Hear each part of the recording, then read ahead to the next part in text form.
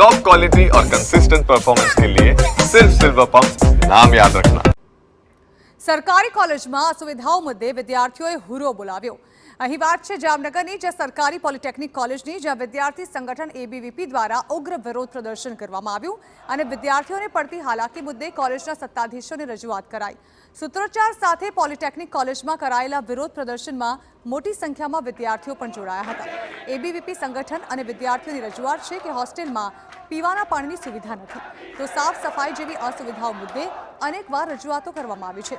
કોલેજમાં fire safety, faculty અંગેના વિવિધ પ્રશ્નો મુદ્દે પણ આવેદન અપાયું, તો કોલેજના સત્તાધીશો દ્વારા પણ વિદ્યાર્થીઓ સાથે વાત કરી સમસ્યાનું નિરાકરણ લાવવા ખાતરી અપાઈ। એબીવીપી દ્વારા ચીમકી પણ ઉચ્ચારાઈ છે કે આગામી સમયમાં સમસ્યાનો ઉકેલ નહીં આવે તો ઉગ્ર આંદોલન કરવામાં આવશે।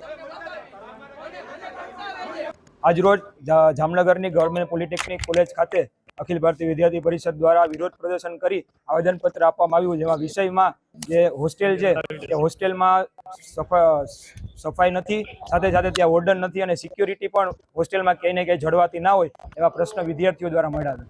ત્યારબાદ હોસ્ટેલ જે કોલેજ છે તેની ફાયર સેફટી પણ એક્સપાયર થઈ ગઈ છે, કાઢી મૂકવા સુધીની ધમકી આપી હોય તે માટે અખિલ ભારતીય વિદ્યાર્થી પરિષદે આવેદનપત્ર આપી વિરોધ પ્રદર્શન કર્યો છે। સાથે સાથે જો 10 દિવસની અંદર જો આ પ્રશ્નનું નિરાકરણ કરવામાં નહીં આવે તો એબીવીપી દ્વારા ઉગ્રથી ઉગ્ર આંદોલન કરવામાં આવશે।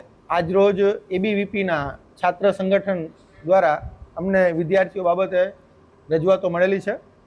આજે સંસ્થાના આચાર્ય શ્રી એમ પટેલ સાહેબ રજા પર હોવાથી કાલે એમની સમક્ષ એ રજૂઆત મૂકવામાં આવશે અને એનું યોગ્ય નિરાકરણ લાવવામાં આવશે।